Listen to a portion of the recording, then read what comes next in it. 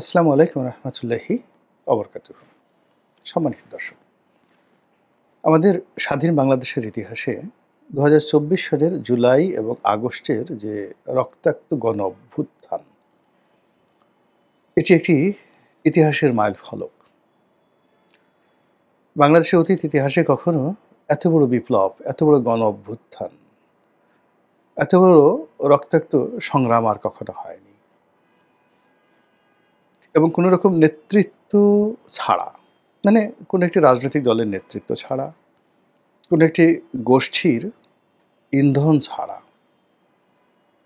একেবারে all on a sudden মানুষ যেভাবে রাস্তায় নেমে এসে বলতে গেলে ২৪ ঘন্টার মধ্যে একটি ১৫ বছরের শাসনকে, রেজিমকে চেঞ্জ করে দিল, এমন ঘটনা বাংলাদেশে ঘটেনি, ভারতে ঘটেনি, পাকিস্তানে ঘটেনি, এমনকি শ্রীলঙ্কার কথা যে আমরা বলছি, সেই শ্রীলঙ্কার বিপ্লবটাও এরকম ছিল না। এমনকি আমরা যে আরব বসন্তের কথা বলি, পুরো মধ্যপ্রাচ্যকে তছনছ করে দিয়েছিল। সেটা মরক্কো, তিউনিসিয়া, তারপরে লিবিয়া, ইরাক, মিশর। বিশেষ করে মিশরে মুরসির ক্ষমতা গ্রহণ এই আরব বসন্তের পরে। তো সেখানেও দীর্ঘদিনের ক্ষমতার যে রেজিম কিংবা বেন আলীর পতন, তার পেছনে একটা রাজনৈতিক দলের নেতৃত্ব ছিল এবং সেই নেতৃত্বের উপর বিশ্বাস করে জনগণ রাজপথে নেমে এসেছিল। আর বাংলাদেশের যে জুলাই এবং আগস্টের যে বিপ্লব, এই বিপ্লবের কোনো নায়ক ছিল না, কোনো মহানায়ক ছিল না, কেবলই প্রতিপক্ষ ছিল। এটাকে অনেকটা জনযুদ্ধ বলা যেতে পারে। বাংলা সাহিত্যে একটা খুব বিখ্যাত বই রয়েছে, আপনাদের যদি সময় থাকে আপনারা পড়ে নেবেন। রাজ্য, রাজা, রাজধানী, ডক্টর আসগর ইবনে শাইখের লেখা বাংলাদেশের ইতিহাস নিয়ে নাটকের একটা বই।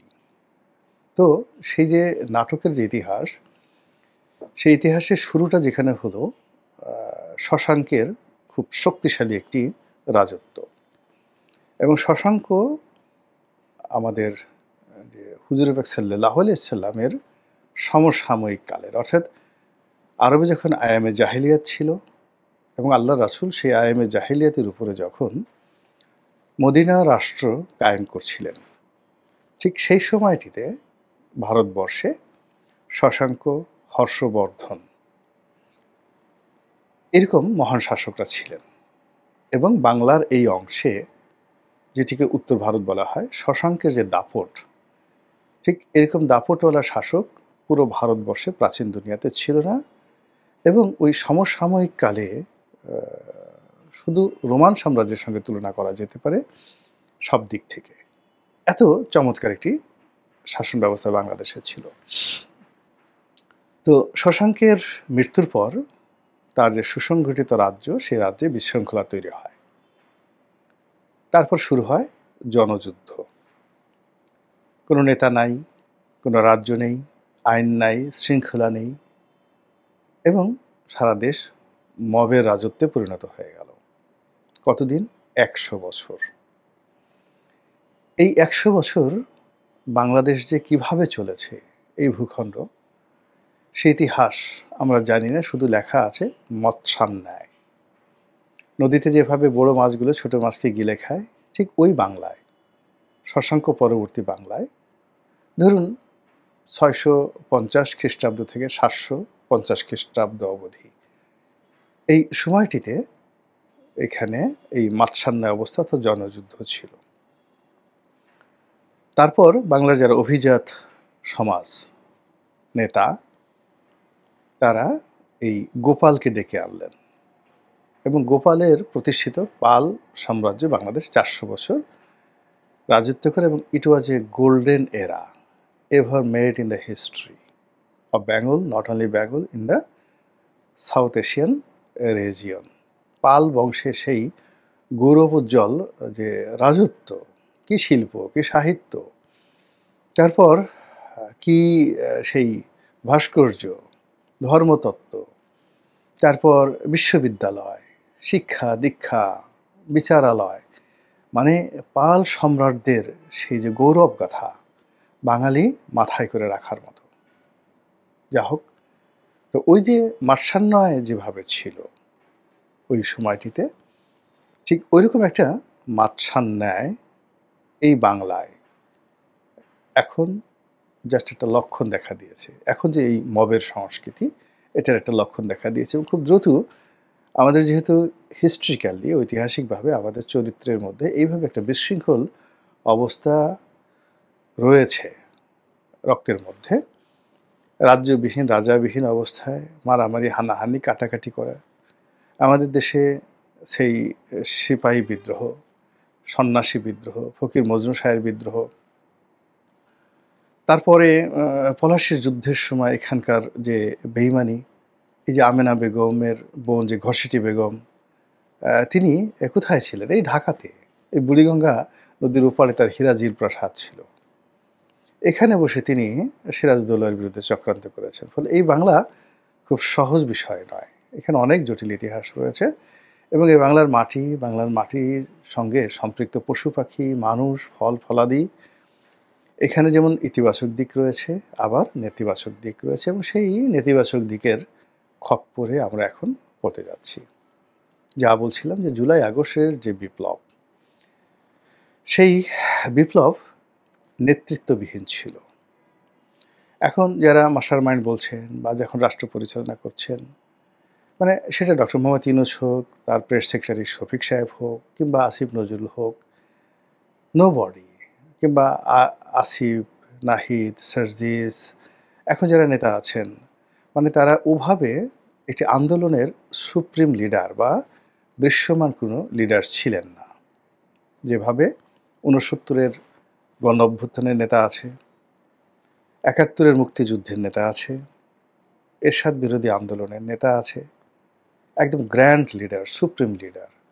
ঠিক সেই অর্থে এই জুলাই আগস্ট বিপ্লবের কোনো সুপ্রিম লিডার নেই, যারা আমাদের এই সমাজের যারা গণ্যমান্য ব্যক্তি কিংবা সমাজে যারা হর্তাকর্তা এখনও আছেন, আগেও ছিলেন, তাদের সাথে সমপর্যায়ের এক টেবিলে বসে নিজেদেরকে নেতা পরিচয় দেওয়া বা তাদের সামনে বসে আমি নেতা, এইরকম একটা ভাবসাব দেখানোর মতো অবস্থা জুলাই আগস্ট বিপ্লবের শেষ দিন পর্যন্ত ছিল না, মানে আগস্ট মাসের ৫ তারিখ পর্যন্ত ছিল না।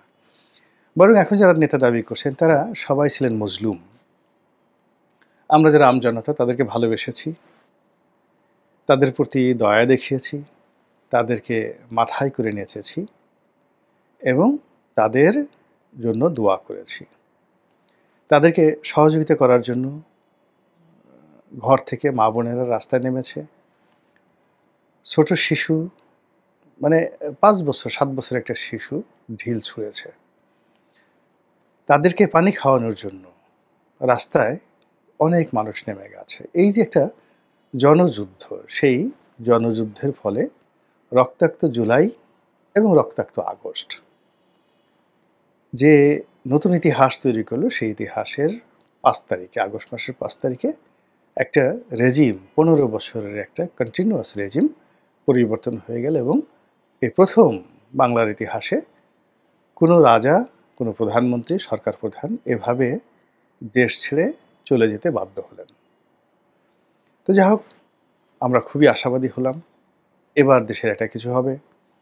১৫ বছর অপশাসন, ফ্যাসিবাদী শাসনের পর একটা ব্যাপক পরিবর্তন হবে এবং খুশিতে আমরা ৩-৪ মাস ঘুমালাম না, ঠিকমতো খাওয়া দাওয়া করলাম না এবং আমরা চোখ বন্ধ করে রাখলাম আনন্দে, আবেশে। আপনি দেখবেন খুব ভালো খাবার খেয়েছেন না, খাওয়ার পরে ঘুম এসে যায়, তো মানুষ চোখ বুজে থাকে।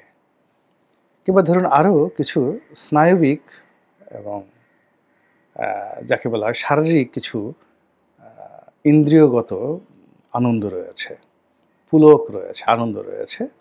তো সেই পুলক যখন অনুভব করেন তখন আবেশে আপনি চোখ বন্ধ করে ফেলেন। ধরুন আপনি সেলুনে গেলেন, খুব ভালো করে নাপিত ঠাস ঠাস করে আপনাকে বানাচ্ছে, পিঠ টিপছে, মাথা মানে মাসাজ করছে।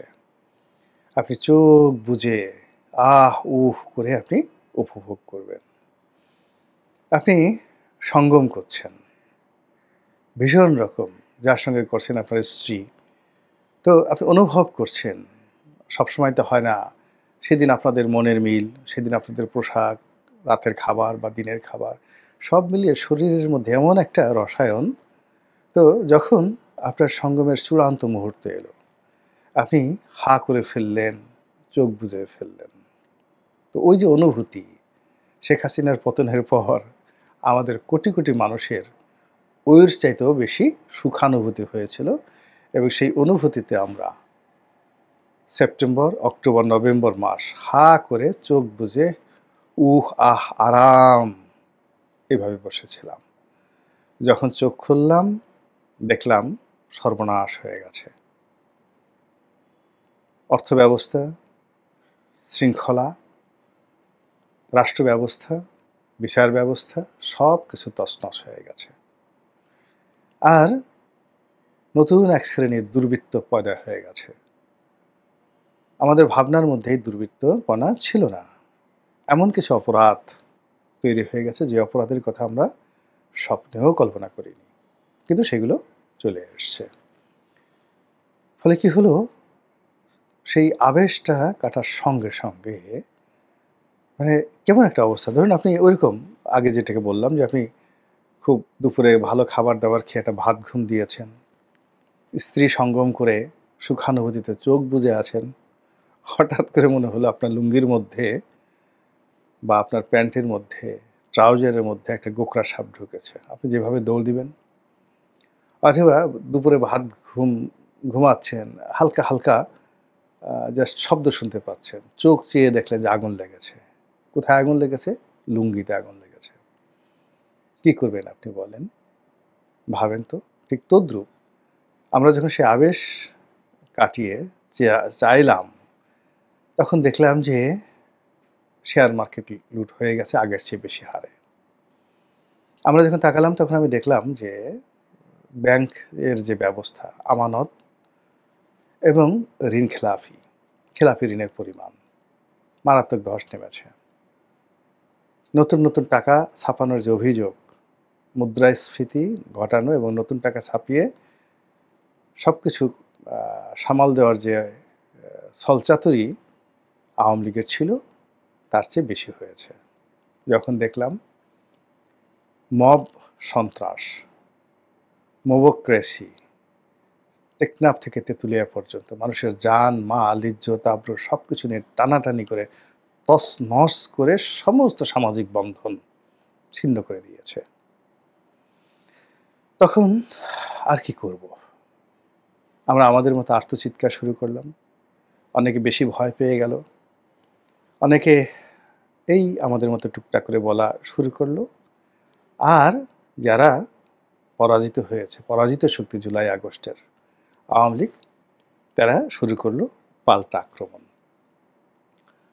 ফলে 2025 সনের জানুয়ারি থেকেই আওয়ামী লীগ ঘুরে দাঁড়িয়েছে বিভিন্ন কৌশলে। তারা মিছিল করছে, মিটিং করছে, বক্তব্য দিচ্ছে, গলা বাড়িয়ে নানা রকম যাকে বলা হয় তথ্য উপাত্ত দিয়ে বাংলার মানুষকে বোঝানোর চেষ্টা করছে যে তাদের জমানাই ভালো ছিল এবং তারা আবার বাংলাদেশে আসবে, এসে আরও সুন্দর একটা শাসন ব্যবস্থা তারা গড়ে তুলবে এবং তাদের নেত্রী শেখ হাসিনা বিশ্ব নেত্রী, সেই বিশ্ব নেত্রীর হাতেই কেবলমাত্র বাংলাদেশ নিরাপদ, এইরকম একটা ন্যারেটিভ তারা প্রচার করছে।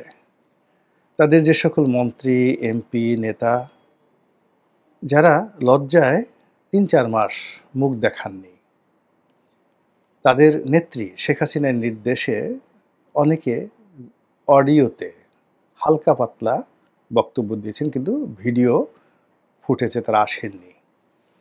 তো সে সকল আওয়ামী লীগের নেতা, সাবেক মন্ত্রী, এমপি, তরুণ, বৃদ্ধ, বনিতা, নারী, পুরুষ সবাই দেশের ভিতরে না, দেশের বাইরে থেকে, আন্তর্জাতিক অঙ্গনে থেকে তারা প্রতি মুহূর্তে জাতিকে বিভ্রান্ত করছেন, আশার বাণী শোনাচ্ছেন এবং বর্তমান সরকার বিপ্লব, জুলাই আগস্ট বিপ্লব, তারপরে দেশের চলমান সব কিছু নিয়ে তারা একটার পর একটা মবক্রেসি তৈরি করছেন। তারা সব বিষয় নিয়ে এমন ন্যারেটিভ তৈরি করছেন যেটা সামাল দেওয়ার মতো বর্তমানে বিএনপির কোনো ন্যারেটিভ নেই, আর সরকারের তো একেবারেই নেই।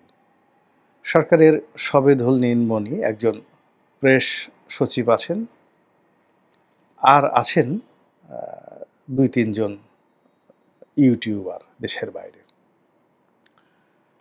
তো এই ২-৩ জন ইউটিউবার এবং একজন প্রেস সচিবের যে ন্যারেটিভ, এই ন্যারেটিভটা মূলত কিছু লোকের মধ্যে বারবার ঘূর্ণিপাক খায়, কিন্তু আমজনতার মধ্যে যায় না।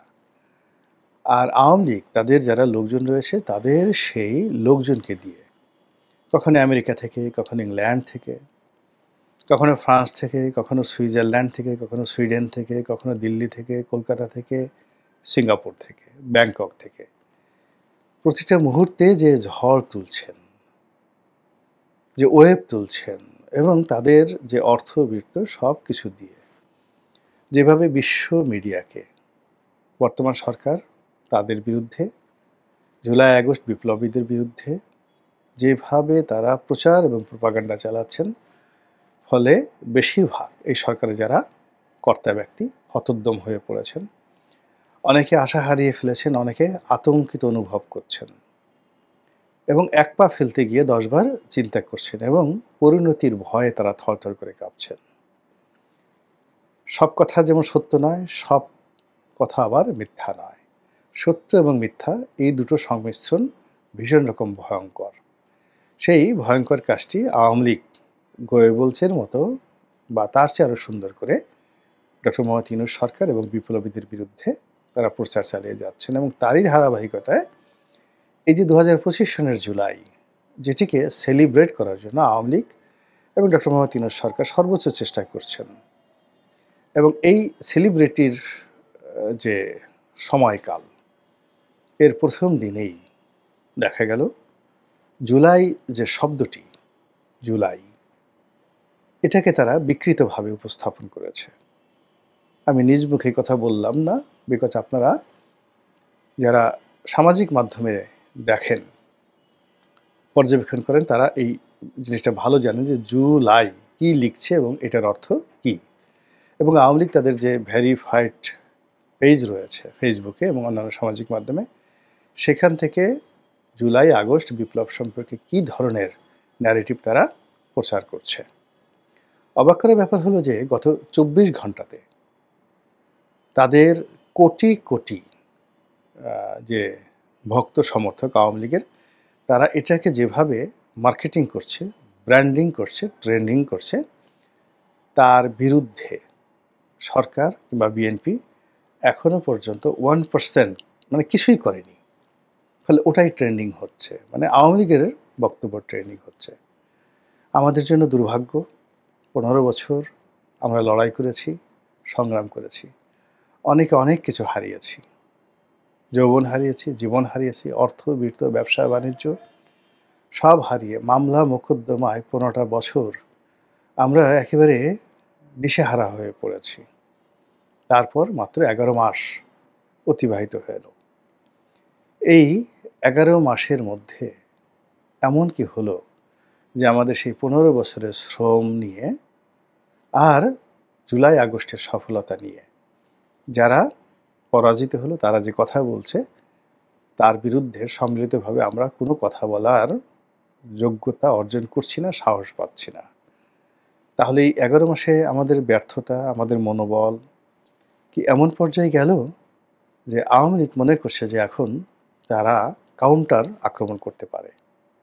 আল্লাহ আমাদের সবাইকে হেদায়েত দান করুন এবং হেফাজত করুন। আসসালামু আলাইকুম ওয়া রাহমাতুল্লাহি ওয়া বারাকাতুহু।